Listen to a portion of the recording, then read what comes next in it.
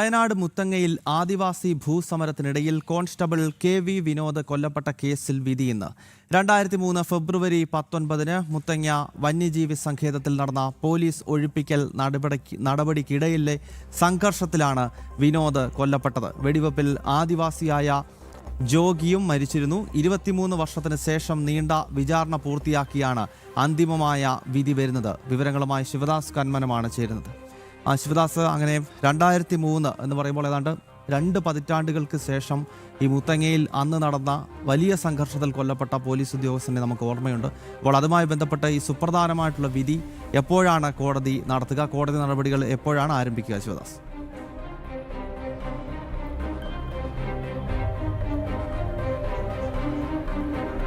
ഗൗതം, കോടതി നടപടികൾ ഏകദേശം 11:30 ആരംഭിക്കും. അതായത് നീണ്ട 23 വർഷത്തെ വിചാരണയ്ക്കും ഈ കേസിലെ മറ്റ് നാൾവഴികൾക്കും ശേഷമാണ് ഇന്ന് ഈ കേസിലെ നിർണായകമായ വിധി പറയുക. വയനാട് ജില്ലാ പ്രിൻസിപ്പൽ സെഷൻസ് കോടതിയിലാണ് കേസ് പരിഗണിക്കുന്നത്. മുത്തങ്ങ സമരം കേരളത്തെ നടുക്കിയ, അല്ലെങ്കിൽ കേരളത്തിൽ വലിയ രാഷ്ട്രീയമായും സാമൂഹികപരമായും വലിയ കൂളിളക്കം സൃഷ്ടിച്ച ഒരു കേസ് കൂടിയായിരുന്നു, ഒരു സമരം കൂടിയായിരുന്നു മുത്തങ്ങ സമരം. അക്കാലത്ത് അത് വലിയ രീതിയിൽ തന്നെ രാഷ്ട്രീയ സമവാക്യങ്ങളെ തന്നെ മാറ്റിമറിച്ച ഒരു സമരം കൂടിയായിരുന്നു. ആ സമരത്തിൽ ഒരു പോലീസ് കോൺസ്റ്റബിൾ മരിച്ചിരുന്നു. അതോടൊപ്പം തന്നെ ഒരു വനവാസി യുവാവും മരിച്ചിരുന്നു. ആ സംഭവത്തിൽ പോലീസ് കോൺസ്റ്റബിൾ മരിച്ച കേസിലാണ് ഇന്ന് വിധി പറയുക. അതായത് നീണ്ട 23 വർഷങ്ങൾക്ക് ഏകദേശം 1/4 നൂറ്റാണ്ടോളം പിന്നിട്ടിട്ടാണ് ഇപ്പോൾ ഈ കേസ് അന്തിമ വിധി പറയുന്നത്. നമുക്കറിയാം, ഈ കേസിന്റെ നാൾവഴികൾ പരിശോധിക്കുമ്പോൾ ഈ കേസിൽ ഏകദേശം 53 പ്രതികളാണ് ഉണ്ടായിരുന്നത്. അതിൽ തന്നെ നിലവിൽ 15ഓളം പേർ മരണപ്പെട്ട് കഴിഞ്ഞിട്ടുണ്ട്. ഒരാൾ ഇപ്പോൾ പൂർണ്ണമായും കിടപ്പിലാണ്. ബാക്കിയുള്ള ആളുകളൊക്കെ തന്നെ വാർദ്ധക്യത്തിലാണ്. അത്രയും കാലം ഈ കേസ് നീണ്ടതുകൊണ്ട് തന്നെ ഈ കേസിന്റെ നിലവിലുള്ള ഒരു സാഹചര്യം ഇത്തരത്തിലുള്ള ഒരു സാഹചര്യം കൂടിയാണ്. നിലവിൽ ഈ കേസിലെ 1-ാം പ്രതി അന്നത്തെ സമര പോരാട്ട നായകൻ കൂടിയായിട്ടുള്ള ഗീതാനന്ദനാണ്.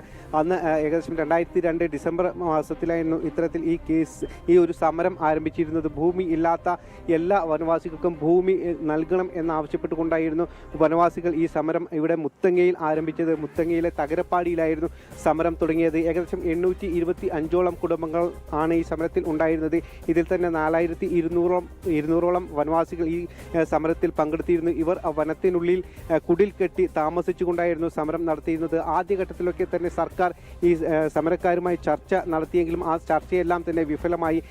തങ്ങൾക്ക് ഭൂമി നിർബന്ധമായും ലഭിക്കണം എന്ന കാര്യത്തിൽ അവർ ഉറച്ചു നിൽക്കുകയായിരുന്നു. മറ്റൊരു തരത്തിലുള്ള സമവായത്തിനും ഞങ്ങൾ തയ്യാറല്ല എന്നുള്ള ഒരു തീരുമാനത്തിൽ തന്നെയായിരുന്നു അന്ന് ആദിവാസി ഗോത്ര മഹാസഭ നേതാക്കളും സമരത്തിൽ പങ്കെടുത്ത ആളുകളും എല്ലാം തന്നെ ആ സമരത്തിൽ ഉറച്ചു നിന്നതോടെ സർക്കാരിന് പിന്നീട് ഒരു വലിയ നീക്കങ്ങളിലേക്ക് നടത്തേണ്ടി വന്നു. ഈ ഒരു കുടിലുകൾ ഒഴിപ്പിക്കേണ്ട സാഹചര്യമൊക്കെ ഉണ്ടായിരുന്നു. അന്ത്യശാസനം നൽകിയെങ്കിലും പിന്നീട് സമരക്കാർ അവിടെ നിന്ന് പോകാൻ തയ്യാറായില്ല.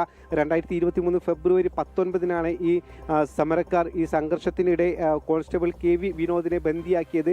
ആ സമയത്ത് പിന്നീട് പോലീസ് ഈ കോൺസ്റ്റബിളിനെ വിട്ടുകിട്ടുന്നതിന് വേണ്ടി പോലീസ് വെടിവെപ്പ് അടക്കം നടന്നിരുന്നു. ആ വെടിവെപ്പിനിടെയാണ് കോൺസ്റ്റബിൾ കെ.വി. വിനോദ് കൊല്ലപ്പെടുന്നത്. അതോടൊപ്പം തന്നെ ആ സംഘർഷത്തിൽ ഒരു വനവാസി ജോഗി എന്ന വനവാസിയും കൊല്ലപ്പെട്ടിരുന്നു.